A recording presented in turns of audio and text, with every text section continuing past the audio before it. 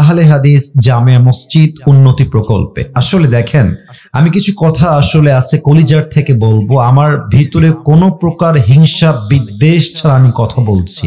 আমাদেরকে মাথায় রাখতে হবে, আমরা যেখানেই থাকি, যে এলাকায় থাকি না কেন, আমার প্রথম পরিচয় জামাত ইসলাম নয়, প্রথম পরিচয় চরমোনায় নয়, প্রথম পরিচয় আহলে হাদিস নয়, প্রথম পরিচয় সরসিনা নয়, প্রথম পরিচয় আওয়ামী লীগ নয়, প্রথম পরিচয় বিএনপি নয়, প্রথম পরিচয় জাতীয় পার্টি নয়। আমার প্রথম পরিচয় আমি মুসলমান ঘরের সন্তান। তো অনেকে আমরা বিভেদ করার চেষ্টা করি। আমি আসিফ হুজুরকে আপনার অপছন্দ হতে পারে, তবে আমি সব প্রোগ্রাম করি। আমি কওমি মাদ্রাসার মাহফিল করি, আমি আলিয়া মাদ্রাসার মাহফিল করি, আমি আহলে হাদিস ভাইদের মাহফিল করি, আমি সুন্নি ভাইদের মাহফিল করি, আমি জামাতের ভাইদের মাহফিল করি। বলবেন হুজুর আপনি কি সব দিকেই ঘুরে বেড়ান?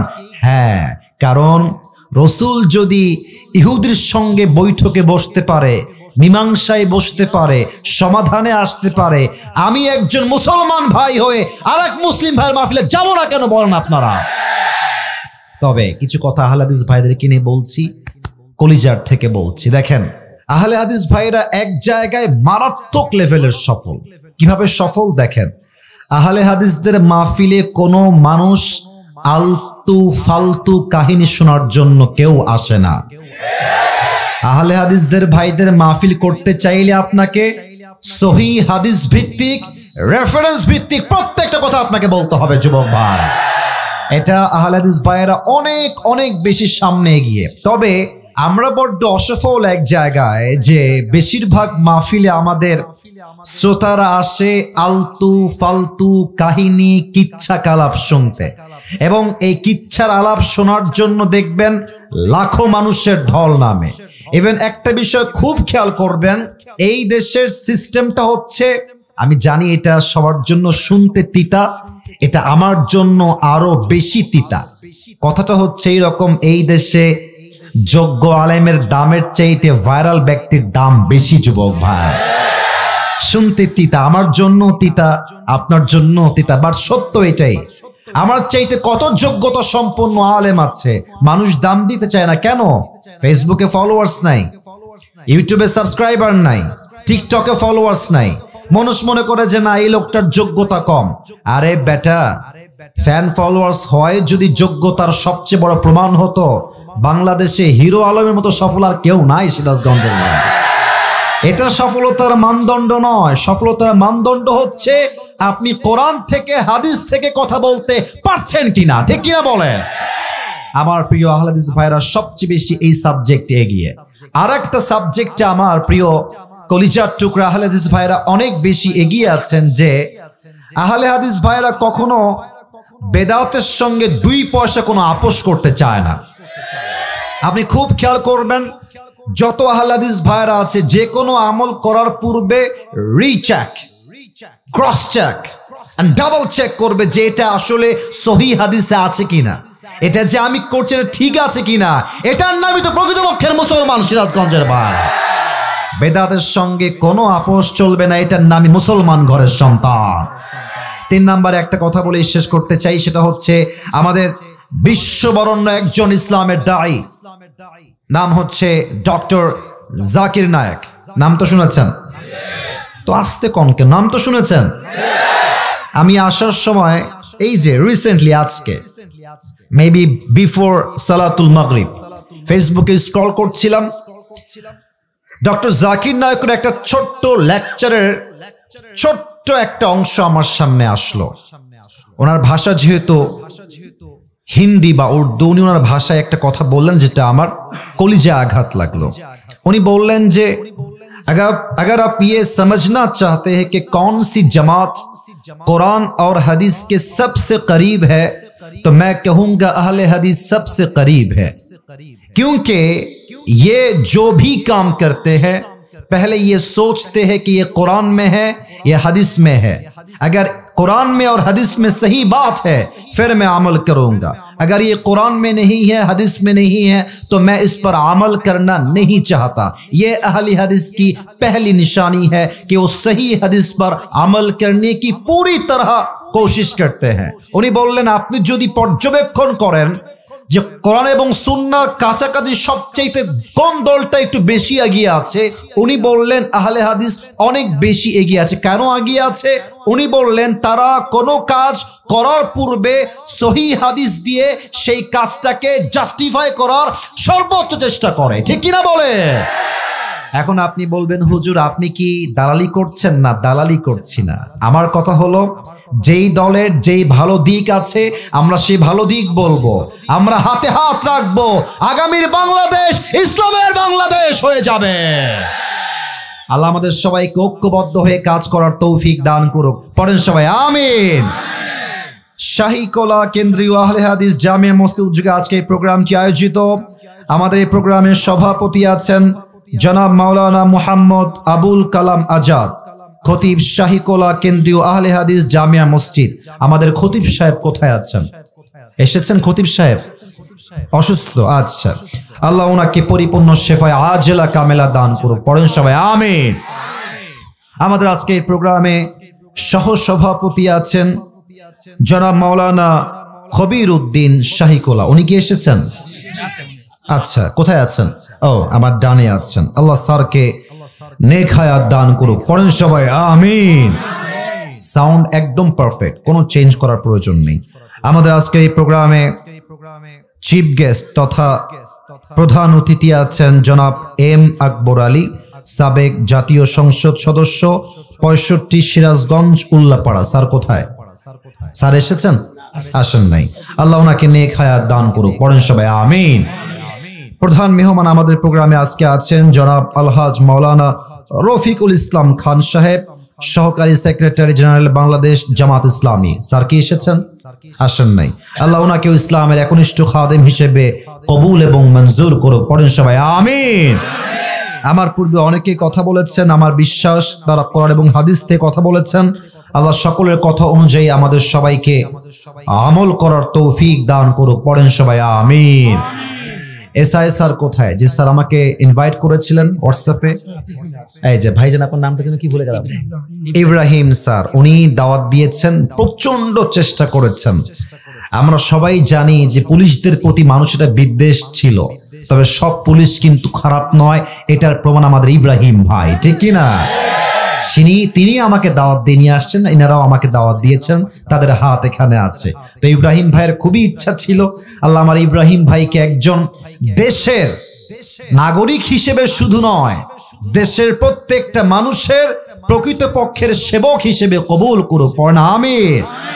আমার পাশে স্যার আছেন, স্যার আমার দীর্ঘদিনের মুসল্লি ছিলেন, যদিও বা আমি মাহফিলের ব্যস্ততার জন্য জুমার পড়ানোর সুযোগ পাই না। ওই 3 বছর 2 বছর আগে দেখা হয়েছে, আজকে বহুদিন পরে দেখা হলো।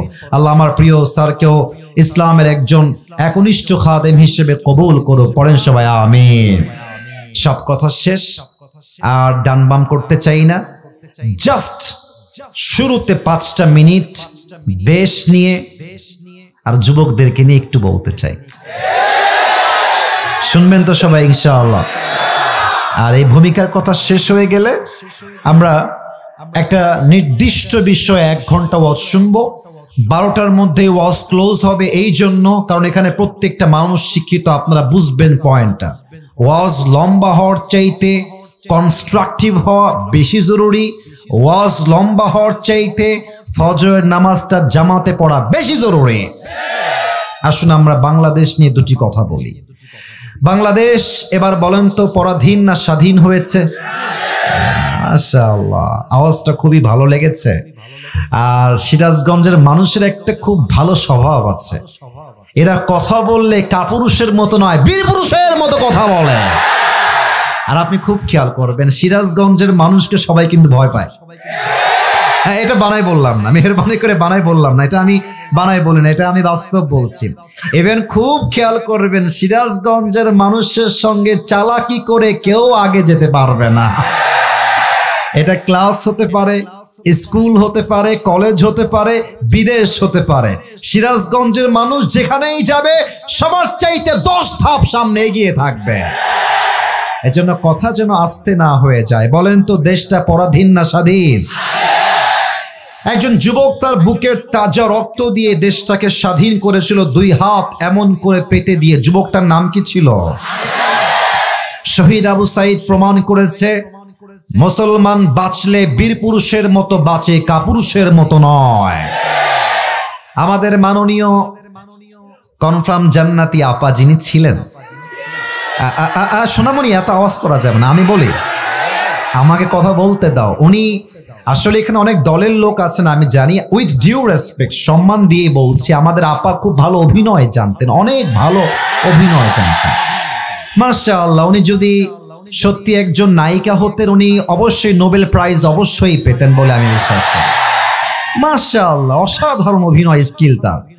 3 আগস্টে যখন ঢাকার মেট্রো রেলে আগুন জ্বলে গেল, আগুন লেগে গেল, উনি মিডিয়ার সামনে আসলেন, এসে আমি তো অভিনয় করতে পারি না, তাই আমি অভিনয় করতে পারছি না, তবে এতটুকু বলবো, একটা টিস্যু নেই। এভাবে টিস্যুটা নাকে দিয়ে মুছতেছে। আমার খালি একটা কথাই মাথায় আসে, নাটক কম করো প্রিয়, তোমাকে সবাই চেনে। উনি বললেন যে মেট্রো রেলে আগুন লেগে গেছে, এইটা আমার ঠিক করতে 300 কোটি টাকা লেগে যাবে। আমি বললাম ইয়ার ये तो बहुत बड़ा नुकसान हो गया, 300 কোটি টাকা। আহা, ছাত্ররা কাজটা মোটেও ঠিক করে নাই।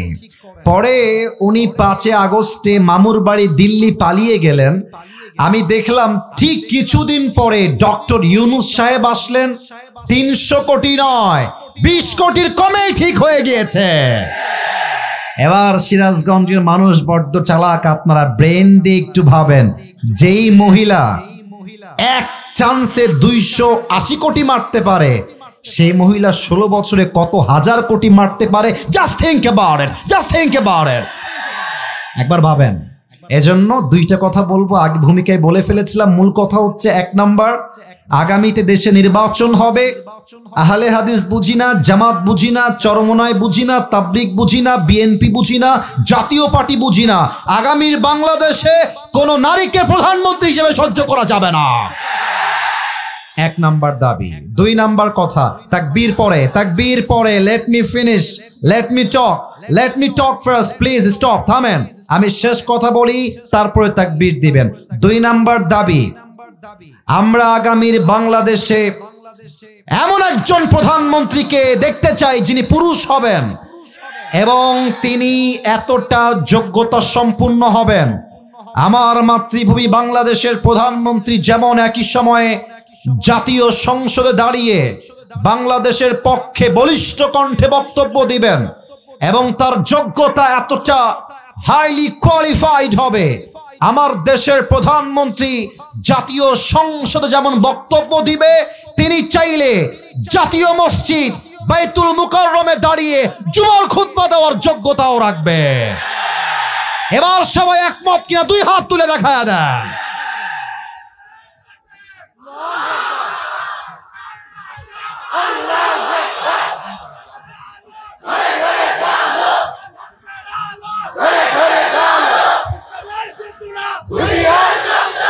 আল্লাহ আল্লাহ এই স্লোগানকে কবুল করুক, পড়েন সবাই আমিন। এটা সিরাজগঞ্জের মাটি, এখানকার মানুষ একমাত্র আল্লাহকে ছাড়া কাউকে ভয় পায় না। সিরাজগঞ্জের ভাড়া, আপনারা আমাদেরকে রাজাকারের ট্যাগ দিয়েছেন, জঙ্গিবাদের ট্যাগ দিয়েছেন, আজহারী সাহেবকে রাজাকারের ট্যাগ দিয়ে, মিথ্যা জামাতের ট্যাগ দিয়ে দেশ ছাড়তে আপনারাই বাধ্য করেছিলেন। আমি স্পষ্ট ভাষায় বলছি, আপনারা 2020 সালে আজহারী সাহেবকে জামাতের ট্যাগ দিয়ে দেশ ছাড়তে বাধ্য করেছিলেন। আজকে তাকায় দেখেন, চট্টগ্রামের প্যারেড ময়দান প্রমাণ করে দিয়েছে এই দেশের মানুষ ইসলামকে কলিজার থেকে ভালোবাসে।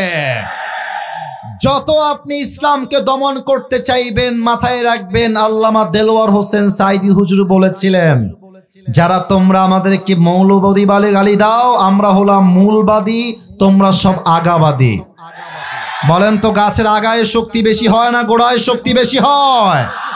উনি বলতেন তোমরা থাকো গাছের আগায়, বাড়াবাড়ি বেশি কইরো না সোনামণিরা, বেশি বাড়াবাড়ি করলে 16 কোটি মানুষ গাছের গোড়ায় ধরে একটা ঝাঁকুনি দিবে, মামুর বাড়ি দিল্লি গিয়ে পড়বা, দিল্লি গিয়েই তারা পড়েছে। এবং উনি একথাও স্পষ্ট ভাষায় বলেছিলেন, গাড়ির চাকা অলওয়েজ উপরের দিকে থাকে না, গাড়ির চাকা ঘুরে বলেই তো গাড়ি চলে। আজ তোমাদের ক্ষমতার চাকা উপরে আছে বলে যারা আলেমদেরকে ধরছো, জেলখানায় বন্দী করছো, গুম করছো, হত্যা করছো, সময় আসবে এমন ইন্দুরের গর্ত পালাবার জন্য কোথাও তোমরা। অতএব আমি স্পষ্ট ভাষায় শেষ কথা বলে ভূমিকার কথা শেষ করব। মাঝে মাঝেই দেখছি বাংলাদেশে অনেক অডিও কল ফাঁস হচ্ছে ভারত থেকে।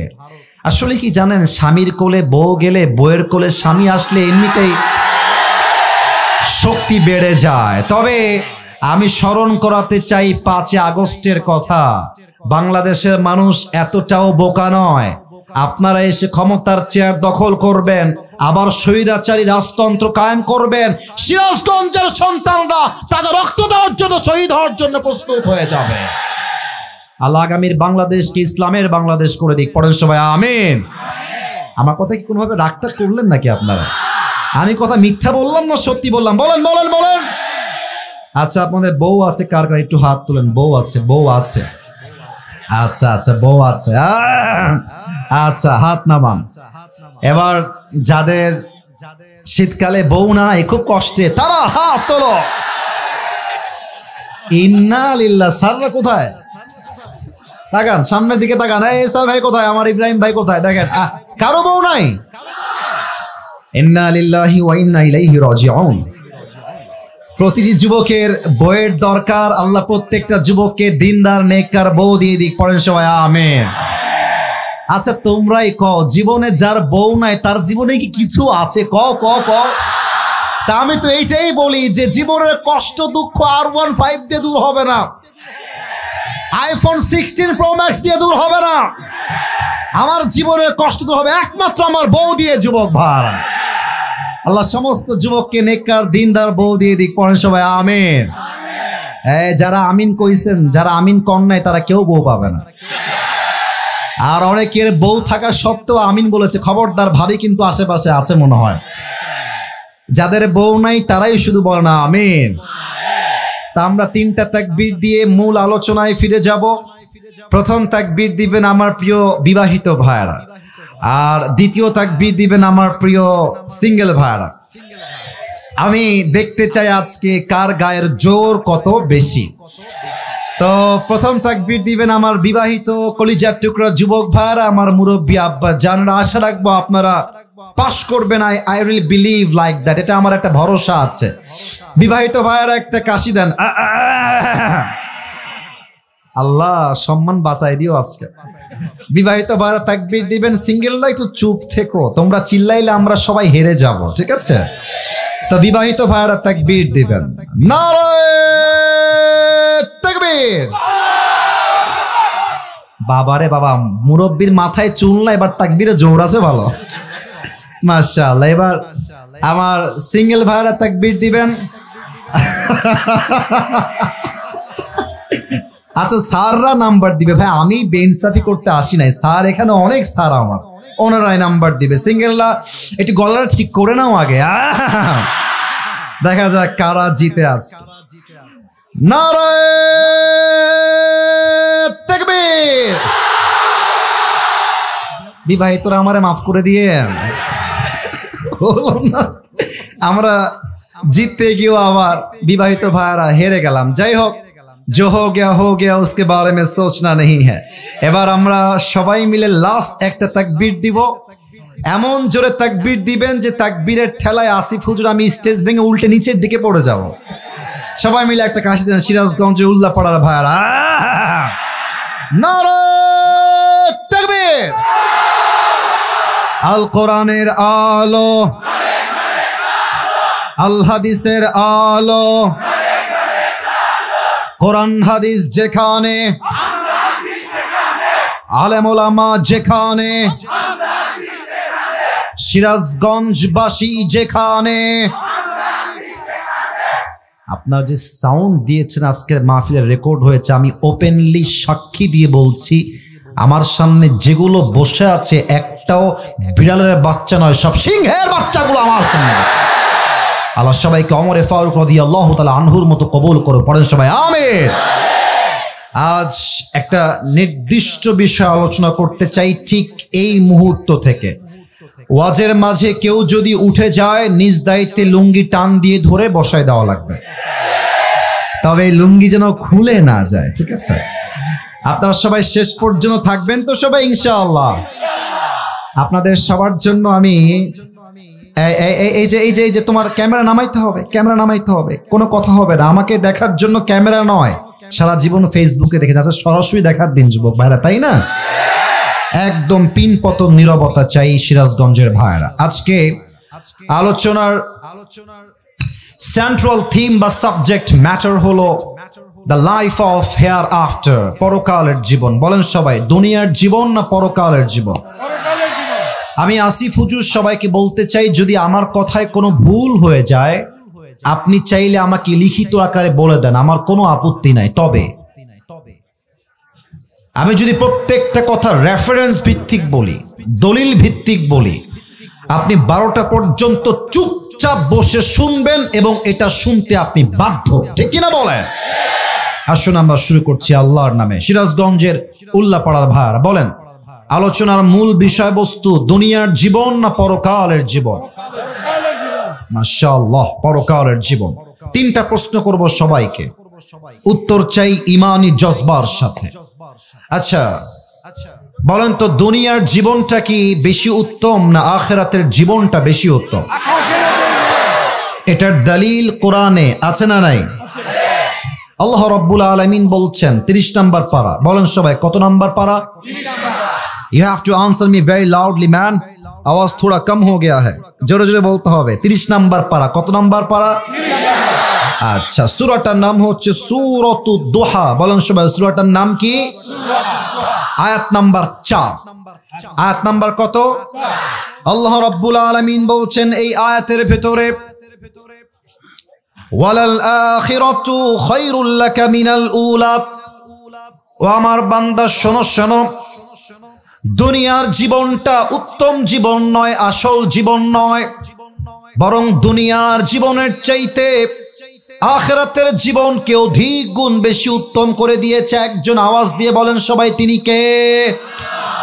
The life of hereafter is much more better than this worldly life. আল্লাহ তাআলা বলছেন দুনিয়ার জীবনটা অধিক উত্তম জীবন নয়, বরং আমি আল্লাহ তাআলা আখিরাতের জীবনকে দুনিয়ার চাইতে অধিক উত্তম করে বানিয়েছি। সুবহানাল্লাহ। আচ্ছা, আজকে হলো শুক্রবার। আজকে কি বার? মাশাআল্লাহ। কালকে কি বার? শনিবার। আমি জানি আপনারা জানেন, তবে একটা এক্সাম্পল দিব তো তাই জিজ্ঞেস করছি। কালকে কি বার? শনিবার। সকাল বাজে 10টা। হঠাৎ করেই দেখছেন আপনার বুকের ভেতরে প্রচন্ড ব্যথা শুরু হয়ে গেছে। এত ব্যথা যে আপনার বাবা মা বুঝে গেছে যে ছেলে হয়তো এখনই মারা যাবে, এমন একটা অবস্থা হয়ে গেছে। কোনো মতে আপনাকে সবাই মিলে নিয়ে গিয়ে সিরাজগঞ্জের হসপিটালে নিয়ে গেছে চেক আপ করাবার জন্য। তো স্যার বলছে ওনাকে নিয়ে রুমে যাও, টেস্ট করাও, হার্টের চেক করাও। টেস্ট হয়ে গেছে, পরীক্ষা হয়ে গেছে। আপনি চুপচাপ বসে বসে ভাবছেন যে বুকে আমার ব্যথা শুরু হলো কেমনে। ভাবতে ভাবতে স্যার বলছে ওনাকে নিয়ে আসো ভেতরে, আমি কথা বলবো। আপনি স্যারের চেম্বারে গেছেন, ডাক্তারের কাছে। এটা কিন্তু ঈমানের কথা। হয়তোবা আপনি কখন এভাবে ভাবেন নাই, হয়তো ফার্স্ট টাইম এভাবে ভাবতে আপনাকে বাধ্য করব আমি আসিফ। ডাক্তার বলছে উই আর সো সরি, আমরা খুবই দুঃখিত, আপনার ছেলে হয়তোবা 7 দিনের বেশি দুনিয়াতে আর বাঁচবে না। আচ্ছা, আপনারা আমাকে বলেন তো, ডাক্তার আপনাকে বলছে আপনি 7 দিনের বেশি আর বাঁচবেন না, এই কথা শোনার পরে আপনার কি খাওয়া দাওয়া ঘুম আগের মতো আর থাকবে? থাকবে? থাকবে? Everything will be change within a second. সবকিছু একটা মুহূর্তেই পরিবর্তন হয়ে যাবে। দেখেন, ডাক্তার বলেছেন 7 দিন পরে মরতে পারিস, তাও নিশ্চয়তা নাই, বাঁচতেও পারিস। কিন্তু আল্লাহ তাআলা এই কোরআনে বলেছেন কুল্লু নাফসিন যায়িকাতুল মাউত লিকুল্লি উম্মাতিন আজাল ইযা জাআ আজালুহুম ফালা ইস্তাখিরুনা সাআ ওয়ালা ইস্তাকদিমুন। আল্লাহ রাব্বুল আলামিন বলছেন, বান্দা 7 দিন পরে নয়, তোর মৃত্যু এই মুহূর্তে হইতে পারে।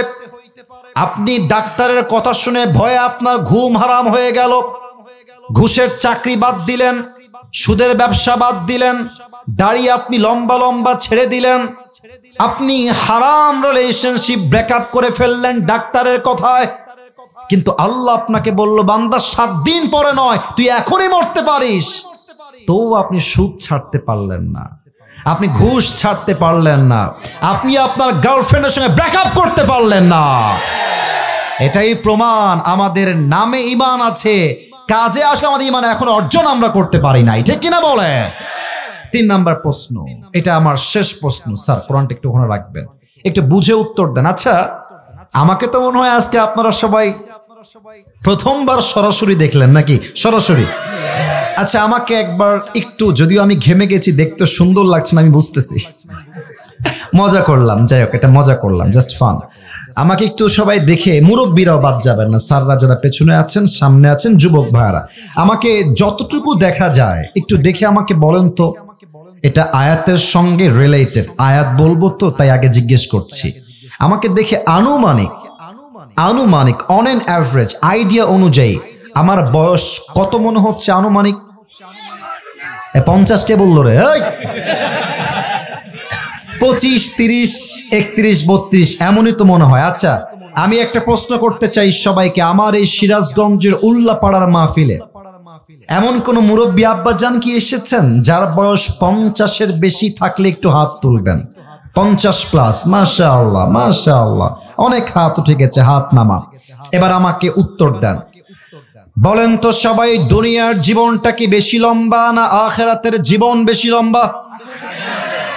ও ভাই, শুধুই লম্বা না, অনেক বেশি লম্বা, অনেক বেশি লম্বা। দলিল কোথায়? কোরআন থেকে বলছি। 30 নাম্বার পারা, 4 নাম্বার পৃষ্ঠা, সূরাতুন নাজিআতের একদম সর্বশেষ আয়াত। আল্লাহ কি বলছে খুব ভালো করে খেয়াল করবেন, সিরাজগঞ্জের কলিজার টুকরা প্রিয় ভাইরা। আল্লাহ রাব্বুল আলামিন বলছেন, কান্নাহুম ইয়াওমা ইয়ারাউনাহা লাম ইয়ালবাথু ইল্লা আশিয়াতান আও দুহাহা। পরকালের জীবনটা কত বেশি লম্বা হবে বোঝার জন্য একটা আয়াতই যথেষ্ট হবে। আল্লাহ বলছেন, বান্দা শোনো শোনো, পরকালের জীবনটা কত লম্বা বুঝে নাও। এক মুরব্বী আব্বাজান যার বয়স 50, 60 কিংবা 80 বছর, ওই মুরব্বী আব্বাজান যেই দিন দুনিয়ার থেকে বিদায় নিবে, কবরের জীবন যেই দিন শুরু হয়ে যাবে, পরকালের জীবন যেই দিন শুরু হয়ে যাবে, ওই মুরব্বী যেই দিন পরকালকে সচক্ষে দেখবে, পরকালের জীবনটা এত বিশাল বিশাল লম্বা জীবন হবে। ওই মুরব্বী ডাক দিয়ে বলবে, আল্লাহ, এই পরকালের জীবনটা এত বিশাল লম্বা জীবন, আমার কাছে দুনিয়ার 80 বছরের জীবনটা আজকে জাস্ট একটা সকাল কিংবা একটা সন্ধ্যার মতো মনে হচ্ছে। আল্লাহু আকবার। You will feel as like it was just morning or on evening and nothing else. 80 বছরের পুরো লম্বা একটা জীবনকে আখিরাত দেখার পরে একটা সকাল কিংবা একটা সন্ধ্যার মতো মনে হবে। Could you imagine how much long time it is? কতটা লম্বা সময় হবে পরকালের জীবনটা রে ভাই, বলেন না সবাই একবার জোরে সোরে আল্লাহু আকবার।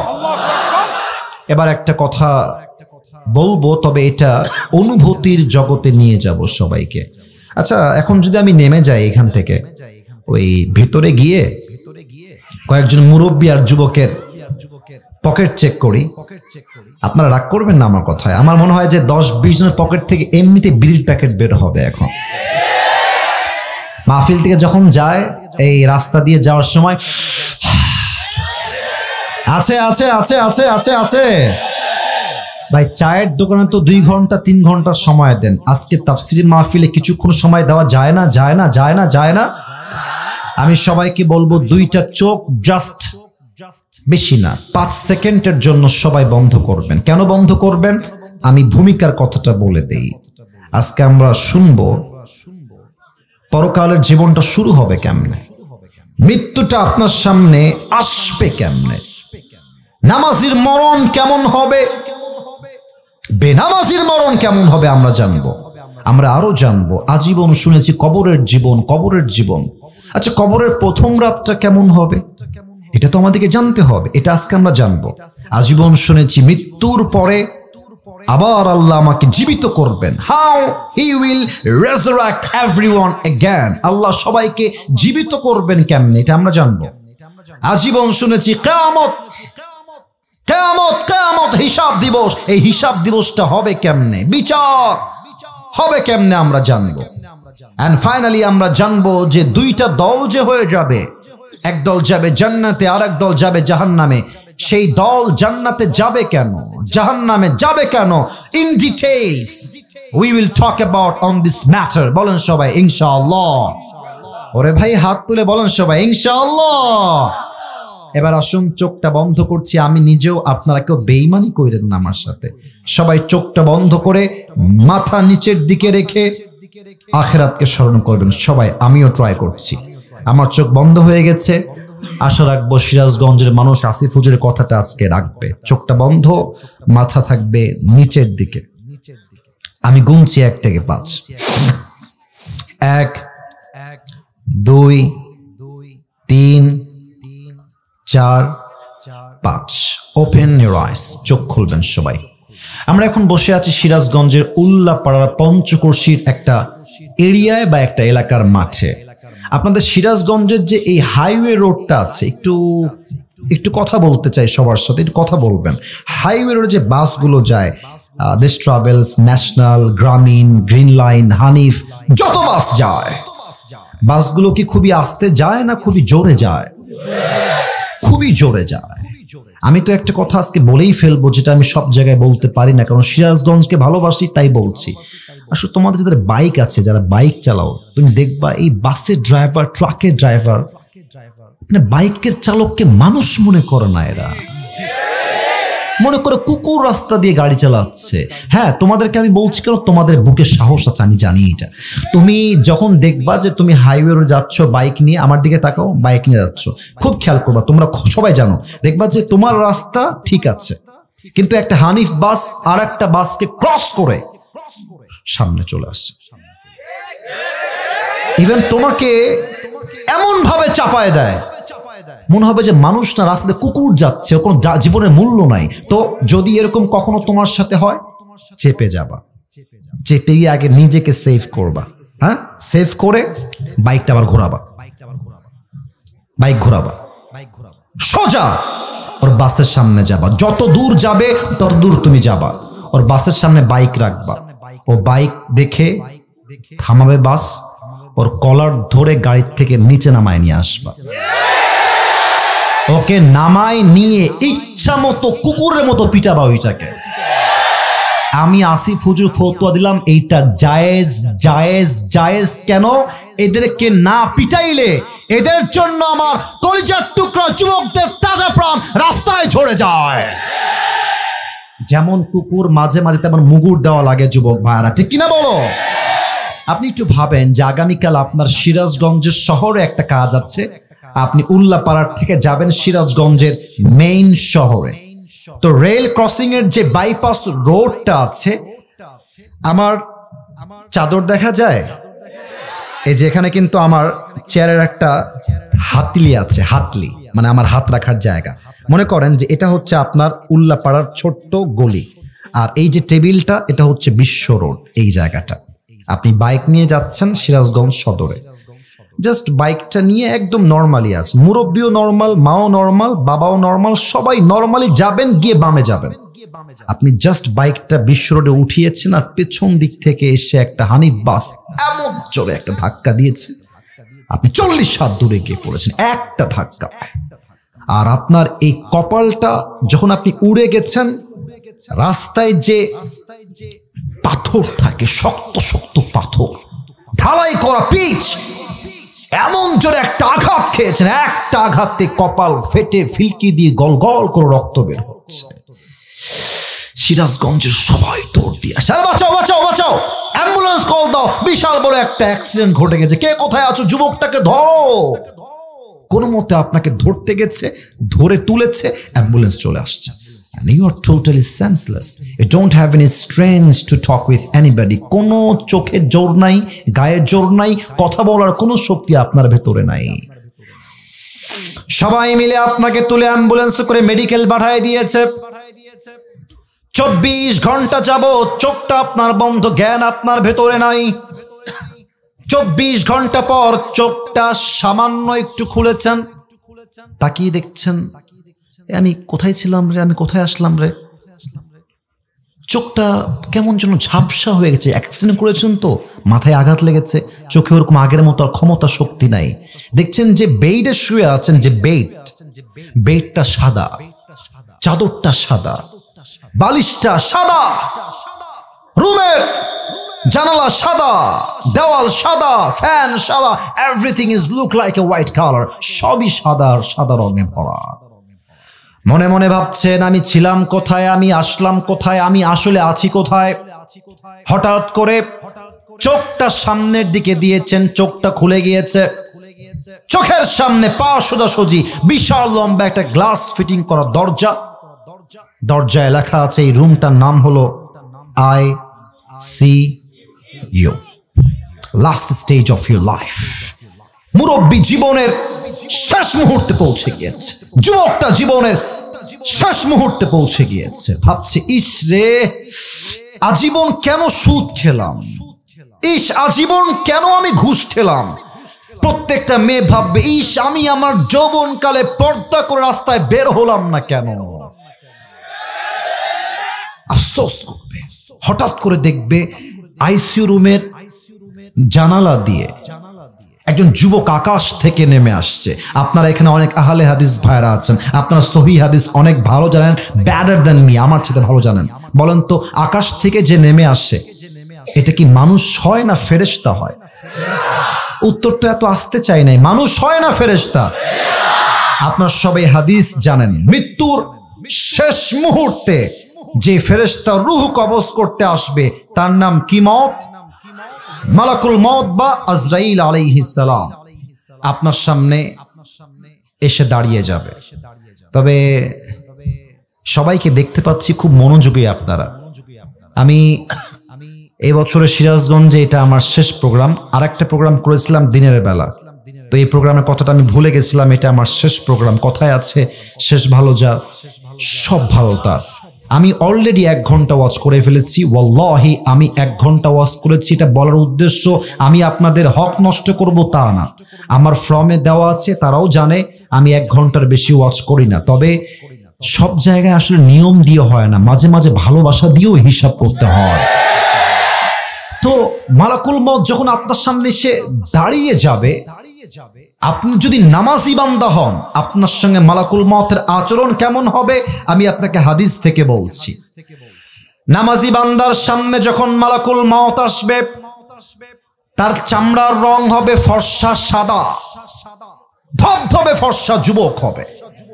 তার দেহের পোশাক হবে সাদা জুব্বা, দেখতে হবে তাগড়া একজন যুবক। এসেই বলবে নামাজি বান্দাকে, ইয়া আইয়াতুহান নাফসুল মুতমাইন্না উখরুজি ইলা মাগফিরাতিল্লাহি ওয়া রিজওয়ানি। এই প্রশান্ত আত্মা, আসো আসো আসো, বের হয়ে আসো। আরে ভাই কোথায় যাব? মালাকুল মওত বলবে ইলা মাগফিরাতিল্লাহি ওয়া রিজওয়ানি, আল্লাহর জান্নাত আর ক্ষমা আর সন্তুষ্টি তোমার অপেক্ষায় আছে, তুমি বের হয়ে আসো শুধু। সুবহানাল্লাহ পড়ে। আচ্ছা এটা আমার হাতে কি দেখেন তো? এই আওয়াজ কমলে কেন সিরাজগঞ্জের ভাইরা? এটা কি গোল না চারকোনা? আরো জোরে, গোল না চারকোনা? আগে হাদিসটা বলে নেই। কাফাম মিন আকফানিল জান্নাহ ওয়া হানুত মিন হানুতিল জান্নাহ। আল্লাহর হাবিব বলেছেন নামাজি যেই মুরব্বি হবে, নামাজি যেই যুবক হবে, আল্লাহ রাব্বুল আলামিন তার রূহকে কবজ করে জান্নাত পর্যন্ত নেওয়ার জন্য জান্নাত থেকে বিশেষ করে একটা স্পেশাল রেশমি রুমালের কাপড় জান্নাত থেকে দুনিয়াতে আল্লাহ পাঠিয়ে দিবে। কোন সুবহানাল্লাহ। এবার আমার ডান হাত দেখেন তো, একটু অভিনয় করবো হাদিসের প্র্যাকটিক্যাল অনুযায়ী। ডান হাত দেখা যায়? দেখেন মালাকুল মওত আপনার সামনে আসবে, নামাজি বান্দার সামনে ডান হাত দিবে।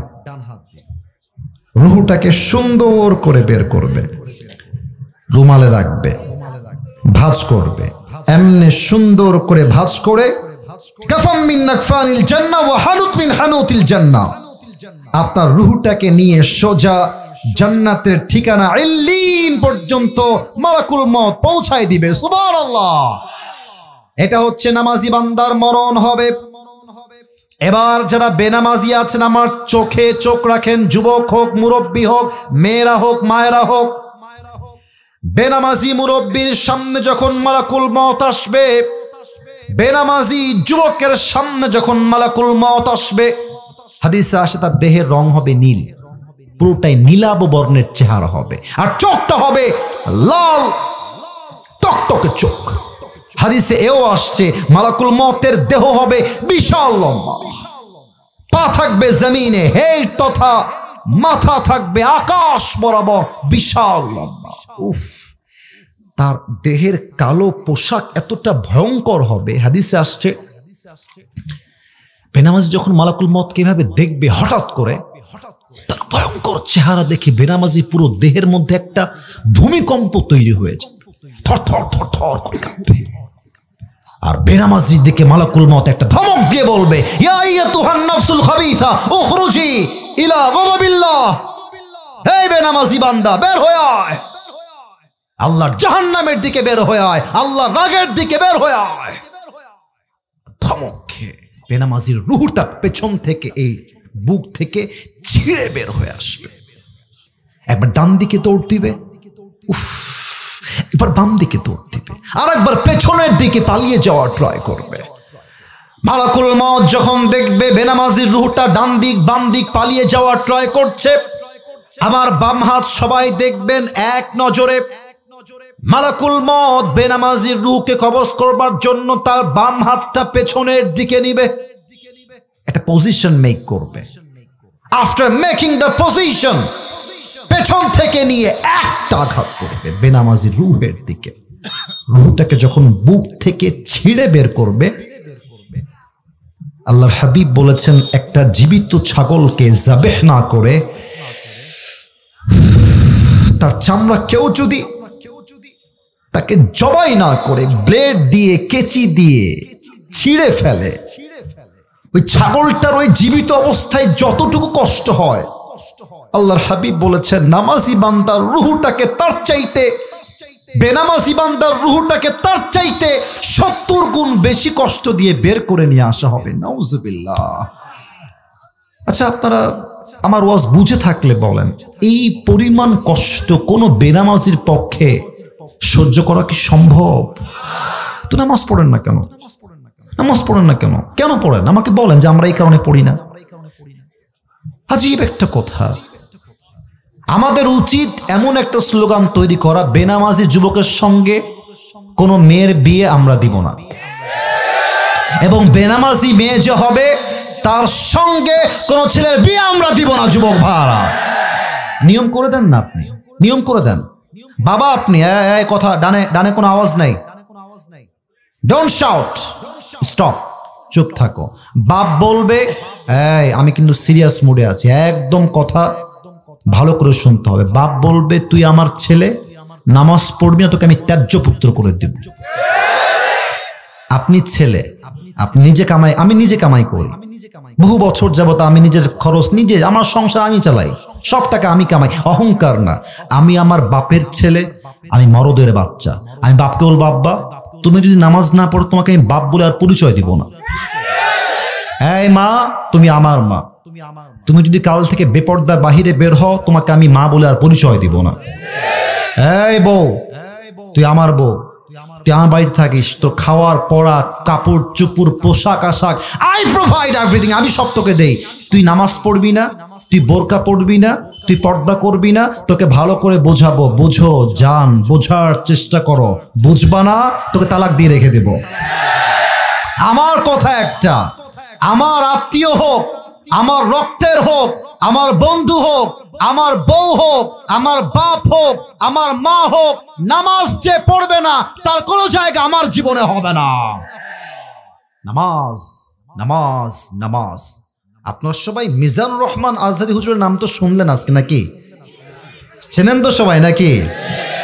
ওনার একজন নানা ছিলেন, আপনারা মুরব্বীরাও চিনবেন, স্যাররাও চিনবেন, নাম হচ্ছে গোলাম সারোয়ার সাইদি হুজুর। তোমরা দেখবা ইউটিউবে, দেখেছো সবাই, কেউ দেখা বাদ নাই। উনি একটা কথা প্রায় বলতেন, নামাজ নাই যার ঈমান নাই তার। নামাজ নাই যার মুসলমান হিসেবে পরিচয় দেওয়ার কোন অধিকার তার নাই। যুবক ভাড়া ঠিক কিনা বলো? বেনামাজির রুহ যখন কবজ হয়ে যাবে, বাস নিথর লাশ দুনিয়ায় পড়ে থাকবে। এবার শুরু হয়ে যাবে কবরের প্রথম রাত, কবরের প্রথম জীবনের প্রথম ধাপ।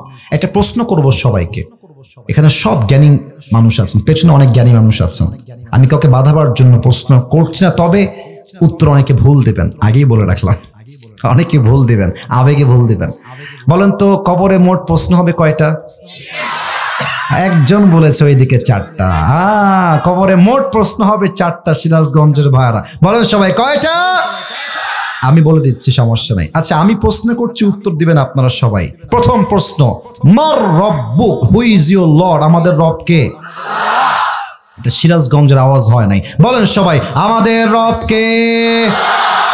আল্লাহ আমার রব, এই রবই আমার সব। বলেন না, আল্লাহ আমার রব, দমে দমে তনু মনে তারি অনুভব। সুবহানাল্লাহ। তোমার দুনিয়াতে আমি যেদিকে তাকাই, অথই নিয়ামতে ডুবে আছি সবাই। পাখপাখালির কণ্ঠে শুনি তাসবিহ কল রব, তাসবিহ কল রব। আল্লাহ আমার রব, এই রবই আমার সব, দমে দমে তনু মনে তারি অনুভব। রবকে? 2 নম্বর প্রশ্ন হবে, তারিফু হাদার রাজুল, এই মানুষটা তোমার কে হয়? আমাকে উত্তর দাও। যেই যুবকের মুখে দাঁড়িয়ে আছে, যেই যুবকটা নবীর সুন্নাহ আজীবন মেনেছে, যেই যুবকটা আজীবন সহিহ হাদিসকে অনুসরণ করেছে, বলবে আরে তুমি কানে কি জিগাও মিয়া, হাদা নবিয়ুনা মুহাম্মদুর রাসূলুল্লাহ সাল্লাল্লাহু আলাইহি ওয়াসাল্লাম। তবে একটা কথা বলে ফেলতে হবে, নয় আমার আত্মতৃপ্তি হবে না। আমি একটু মাইকটা হটাই জিজ্ঞেস করছি। আচ্ছা, আমার মুখে সবাই তাকান, এইটা আমার মুখে লম্বা লম্বা কি? ওদিকে আওয়াজ নাই, জোরে বলেন কি এটা? আমি কেন মাইকটা হটাইছি? একটা রিভিউ চাই, রিভিউ চাই। সবাই বলবেন আমাকে, আমাকে একটু দেখেই বলেন। আচ্ছা, দাড়ি রেখে আমি তো যুবক ছেলে, আমি তো বুইড়া না, আমি বুইড়া না কি রে বাবুরা? আমাকে বলেন তো, দাড়ি রেখে কোনোভাবে কি আনস্মার্ট লাগতেছে? ইয়েস না কি নো? আমাকে আনস্মার্ট লাগছে না, বরং আমি তো মনে করি যে দাড়ি রাখে সে সিংহ পুরুষ। যুবক ভাড়া বলো। ফেরেশতা বলবে আরে একটাও তো আটকায় না, ব্যাপার স্যাপার কি? এবার বলবে, হে ম্যান, আমা ইলমুক, আমা ইলমুক, what's the source of your knowledge? এতগুলো জ্ঞান তুমি অর্জন করেছো কই থেকে রে ভাই?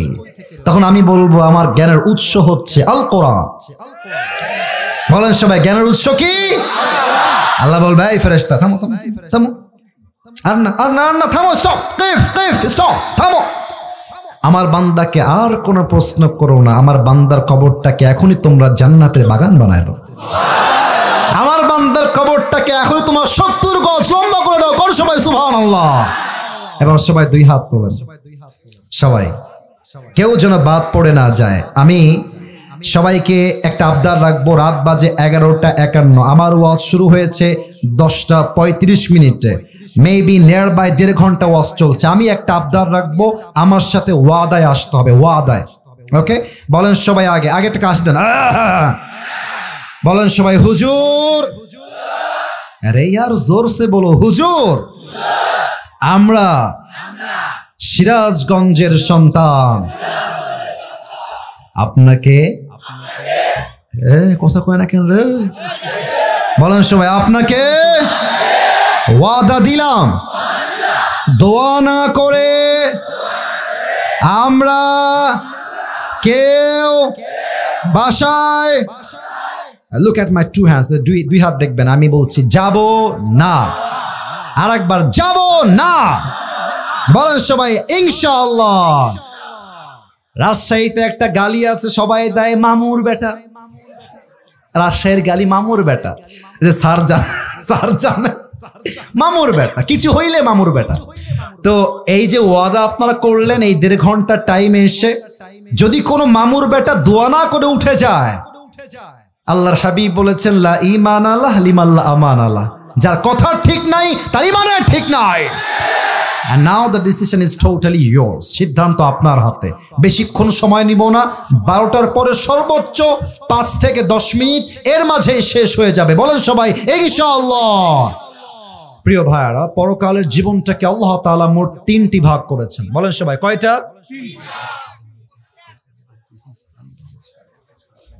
তো এতক্ষণ আমি থাকতে পারবো না। I am so sorry for that, I am so sorry. না আমার আবেগ, না আপনার আমি নারাজ হব। আমি ভাই নিয়ম দিয়ে আসছি, on an average an hour at least, इससे ज़्यादा नहीं, এর চেয়ে বেশি হবে না। ভালোবাসার খাতিরে আরো আধা ঘন্টা অ্যাড করেছি। আমাকে আপনারা মেরে ফেললো, এর বেশি আমি ওয়াজ করবো না। এখন আপনারা কি মনে করবেন, দ্যাটস ইয়োর ডিসিশন। আমি প্রত্যেক জেলায় 1 ঘন্টা ওয়াজ করি। এই যে সিরাজগঞ্জে এসেছিলাম, মাত্র 40 মিনিট ওয়াজ করেছি, এতেই তারা খুশি, আমি এসেছি। আমি এটা অহংকারের জন্য বলছি না। ওয়াজ হবে 1 ঘন্টা, বেশির চেয়ে বেশি 1.5 ঘন্টা, বাট কথা হবে সাজানো গোছানো কথা, 1 ঘন্টার কথা 3 ঘন্টার মতো হবে, ঠিক কিনা বলেন? আপনাদের যিনি আসবেন ওনাকে আগে আসতে বলতে হবে। ওনার জন্য এখানে কোনো মানুষ ফজর নামাজ মিস করতে পারবে না। আমাকে ভালোভাবেই বললো যে একজন আসবে 12:30টার সময়। আমি কারোর জন্য এই পর্যন্ত ওয়েট করতে পারবো না। এটা 5 আগস্টের আগের বাংলাদেশ নয়, এটা 5 আগস্টের পরের Bangladesh. History has totally changed, ঠিক কিনা বলে? ভালোবাসার সঙ্গে বলছি, 12টার পরে কিছুক্ষণ ওয়াজ করে আমি দোয়া করবো। এর মাঝে আসতে পারলে কথা বলবেন, না হয় কথা বলা যাবে না। সবাই একটা তাকবীর দেন, নারে তাকবীর। পরকালের জীবনটা আল্লাহ রাব্বুল আলামিন 3টা ভাগ করেছেন। 3টা ভাগ বলেই দোয়া হবে। 1 নাম্বার ভাগ, যেই বান্দা দুনিয়ার জমিন থেকে মৃত্যু হয়ে বিদায় হয়ে গেল। দুনিয়ার জমিন থেকে বিদায় হওয়া মানেই সব জীবন শেষ হওয়া নয়, বরং তাকে পরকালের যাওয়ার পরে, কবরে যাওয়ার পরে আবার জীবন দিয়ে জীবিত করবে একজন। তিনি কে? You have to believe in on the day of resurrection.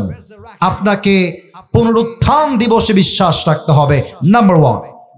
Number 2, if you believe in life of hereafter, then you must have to believe in on the day of accountability.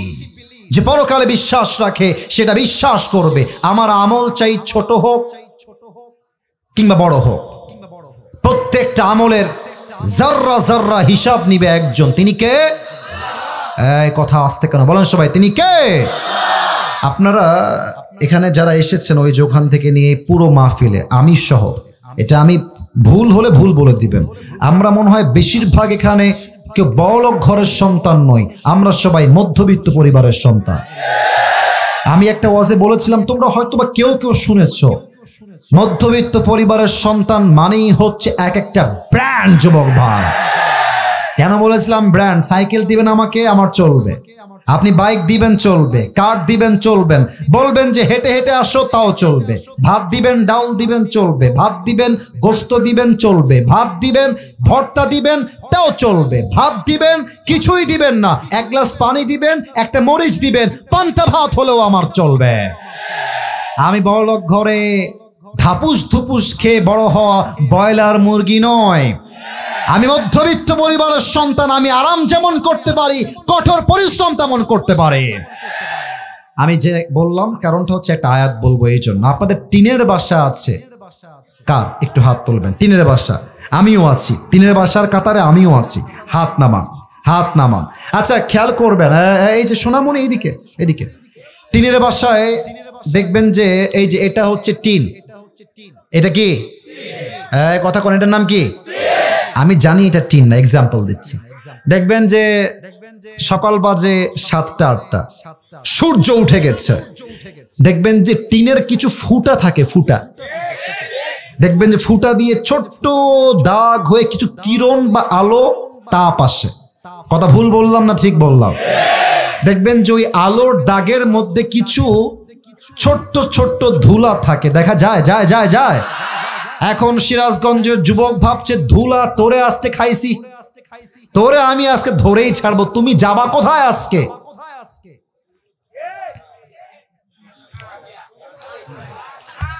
আছে?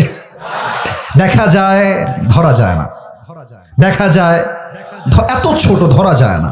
আপনি হাত দিয়ে ধরবেন, মুঠি খুলবেন, গায়েব हो गया। यार कहाँ गया? नहीं है, नहीं। ছোট্ট ছোট্ট। فمن يعمل مثقال ذرة خيرا يره ومن يعمل مثقال ذرة شرا يره। একজন বান্দা যদি যাররা যাররা শস্যের দানা পরিমাণ ভালো আমল করে, এইটাও আল্লাহ রাব্বুল আলামিন ওজন দিবেন। যাররা যাররা পরিমাণ খারাপ আমল করলে এটাও ওজন দিবে একজন, তিনি কে? আল্লাহ বলবে, এই ফেরেশতা আসিফ হুজুরের আমলনামা ওজন দাও। ওজন দেওয়া হবে, দুইটা উঠানো হবে। আল্লাহ বলবে ওজন দাও, ওজন দাও। ওজন যখন দেওয়া হবে, আমার দুই হাত দেখেন, এটা আয়াত থেকে বলছি, রেফারেন্স দিব এটার পরে। আল্লাহ বলছে যদি আমার বান্দার ডান আমলটা একটু উঠে যায়, একদম একটু 1% হলেই হবে, একটু উঠে যাবে, আল্লাহ বলবে ফাম্মা মান সাকুলাত মাওয়াজিনু ফাহুয়া ফি আইশাতির রাদিয়া। এই যাও, আসিফ হুজুর আমলনামায় 1% বেড়ে গেছে, তাকে জান্নাত দিয়ে দাও। সুবহানাল্লাহ পড়বেন না আপনারা সবাই? বলেন সুবহানাল্লাহ। আচ্ছা বলেন তো, কিয়ামতের দিন হিসাব দিবসে কয় ধরনের মেয়ে সবচেয়ে বেশি জাহান্নামে যাবে, কে বলতে পারে? 2 ধরনের। এই ভাই বলেন সবাই, কয় ধরনের? দেখেন তো মিলে কিনা। কিছু মেয়ে আছে তাকফুরনাল আশির, যারা স্বামীর কথার অবাধ্য হয়। কমন পড়ে গেছে, তাই না? তোমরা তো বিয়ে করো নাই, বিয়ে ये दिल्ली का लड्डू है, खाओगे तो भी पछताओगे, नहीं खाओगे तो भी पछताओगे। তা আমার মনে হয় না খাওয়ার চাইতে খাওয়াটাই ভালো। তো যাদের বউ আছে দেখবেন, মানে আমার নতুন অভিজ্ঞতা আর কি এগুলো, মানে যত দিবেন মন ভরবে না, যত দেন। আর সারা জীবন দিলেও মনে হয় মেয়েরা এটাই বলে, তুমি আমাকে জীবনে কি দিলা। এই যে যুবক, বিয়ে করবা বড়লোক ঘরের মেয়েকে নয়, বিয়ের জন্য আমার চোখে গরিব ঘরের মেয়ে আর মধ্যবিত্ত পরিবারের মেয়ে এনাফ হয়ে যাবে, ঠিক কিনা বলো?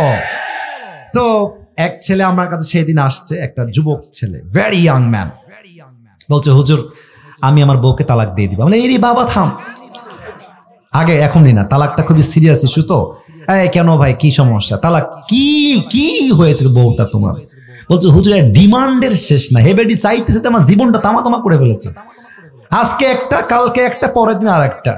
আমার মনে হয় হাজার হাজার যুবক তার বইয়ের ডিমান্ডের জন্য হারাম কামাই করতে বাধ্য হয়ে যায়। 1 নাম্বার সেই মেয়ে যেই মেয়ে স্বামীর অবাধ্য। 2 নাম্বার খুব চালাক যুবক ভাইরা, একটু মনোযোগ দিয়ে শুইন, এমন কিছু মেয়ে যারা পোশাক পরবে কিন্তু উলঙ্গ থাকবে। আমি তো অবাক হয়ে যাই, খাটো পোশাক বললেই ব্যাখ্যা ঠিক হবে না, ব্যাখ্যা আছে।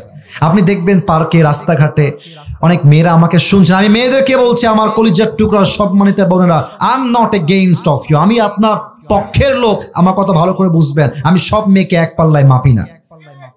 কিছু মেয়ে দেখবেন হাতে মোজা,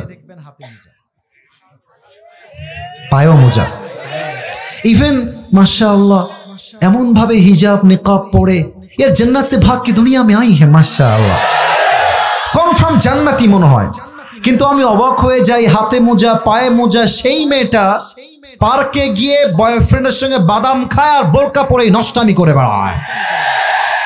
এমন মেয়ে দেখলে আমার মাথায় একটাই কাজ করে, উপরে ফিটফাট, ভেতরে পুরোটাই সদরঘাট।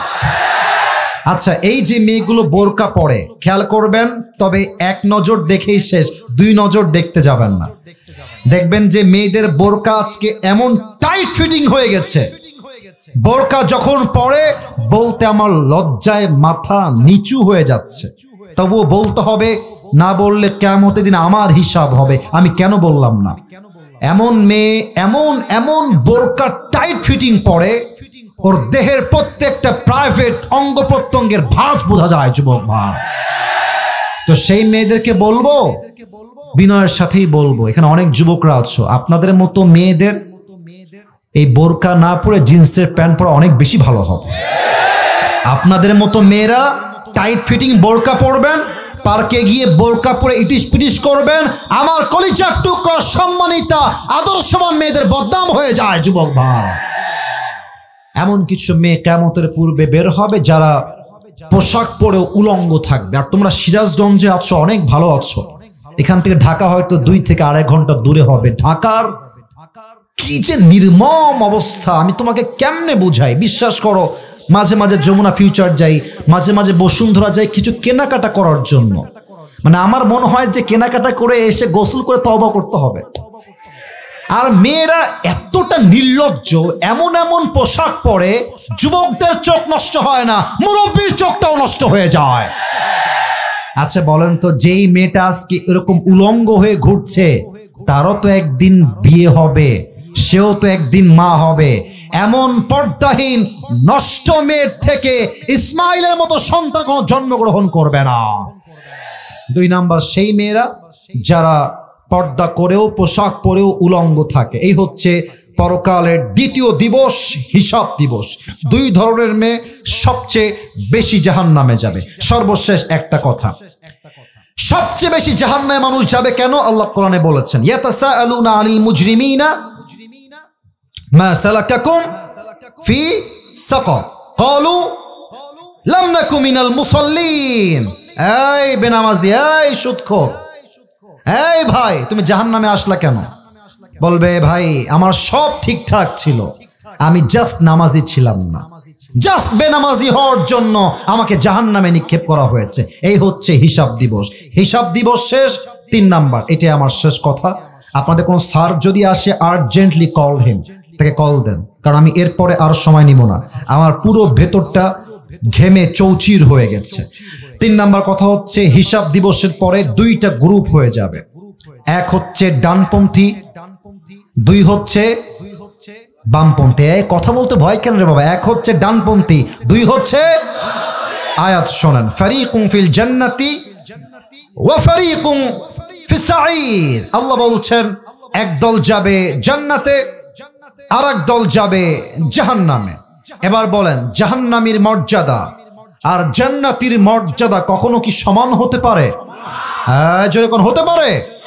আসুন দলিল শুনি। 28 নম্বর পারা, 7 নম্বর পৃষ্ঠা। আল্লাহ রাব্বুল আলামিন বলছেন সূরাতুল হাশরের ভেতরে, লা ইয়াস্তাউই আসহাবুন নারি ওয়া আসহাবুল জান্নাহ, আসহাবুল জান্নাতি হুমুল Faizun. The people of paradise and the people of hellfire, they are not equal ever. The people of paradise, they have gained the ultimate success in their own lives. আল্লাহ তাআলা বলছেন, যারা জান্নাতি আর যারা জাহান্নামী তারা কখনো সমান হতে পারে না।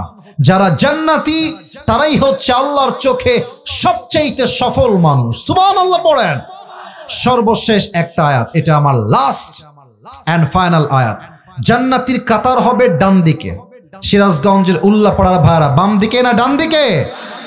আল্লাহ বলবে জান্নাতীর কাতার থেকে ওই 2 জন কই যায়? এই কানটুপি, এই পিচ্ছি, বসো বসো বসো। আল্লাহ বলবে, এই আব্দুর রহমান বের হও, এই আব্দুল্লাহ বের হও জান্নাতীর কাতার থেকে। আয়াত একটু পরে বলছি, আয়াত বলবো একটু পরে। আচ্ছা আল্লাহ, বের হব কেন? আমরা কি জান্নাত পাবো না? আল্লাহ বলবে, আরে আগে বের হও, সাইডে যাও। আল্লাহ, আমরা কি জান্নাত পাবো না? আল্লাহ, আমরা কি জাহান্নামী হয়ে যাব আজকে? আল্লাহ বলবে, বান্দা না না, জান্নাত পাবা না, পাও না, তবে সবাই যাবে হিসাব দিয়ে, তোমরা বিনা হিসাবে জান্নাতে যাবা। মাশাআল্লাহ, বলেন সবাই সুবহানাল্লাহ। আল্লাহ কেন? এই চোখ, কথা শুনান। আল্লাহ কেন বিনা হিসাবে জান্নাত? শুনে রাখেন, আজীবন কাজে দিবে। শেষ ভালো যাও, সব ভালো তার। আল্লাহ বিনা হিসেবে জান্নাত, আমি এমন কি আমল করেছি? আল্লাহ বলবে, ওই যে তুমি মধ্যবিত্ত পরিবারের ছেলে ছিলে, গরিব ঘরের ছেলে, বাসায় চাল নাই, ডাল নাই, ভাত নাই, পরীক্ষা দাও, ফেল হয়ে যাও, বিয়ে করতে যাও, বিয়ে হয় না, কত কষ্ট তোমার জীবনে ছিল। কিন্তু তোমাদের মাহফিলে আসিফ হুজুর আসলো, এসে বলল, কেমন আছেন আপনারা সবাই? তুমি সব ভুলে ধৈর্যের সাথে বললা, আলহামদুলিল্লাহ অনেক ভালো আছি। এই যে তোমার ধৈর্যের গুণ, এই যে তোমার শুকর গুজারের গুণ, আল্লাহর কাছে বড্ড পছন্দ হয়ে গেছে আমলটা। যাও, ইন্নামা ইউওয়াফাস সাবিরুনা আজরাহুম বিগাইরি হিসাব। Those who observe patience in this world, they will be given their reward without measure. আল্লাহ বলবে যাও ধৈর্যশীল বান্দাদেরকে আমি আল্লাহ আজকে বিনা হিসাবে জান্নাত দিলাম। জোরে সোরে সুবহানাল্লাহ। সিরাজগঞ্জের সাউন্ডে সুবহানাল্লাহ হয় না, আরেকবার আর বিজোর সে পড়ো সুবহানাল্লাহ। আল্লাহ আমাদের সবাইকে তুমি কিয়ামতের হিসাব দিবসে বিনা হিসেবে জান্নাতি হিসেবে কবুল করে নিও। আল্লাহ আমার কলিজার টুকরা যুবক ভাইদেরকে 5 ওয়াক্ত নামাজি হিসেবে কবুল করে নাও। আল্লাহ আমার প্রত্যেকটা মুরব্বী আব্বা জানদেরকে তুমি ইমানি একজন মুরব্বী আব্বা জান বানায় দাও। আল্লাহ আমার কলিজার টুকরা প্রত্যেকটা মা বোনকে তুমি পর্দাশীল নারী হিসেবে কবুল করে নাও। পড়না আমিন।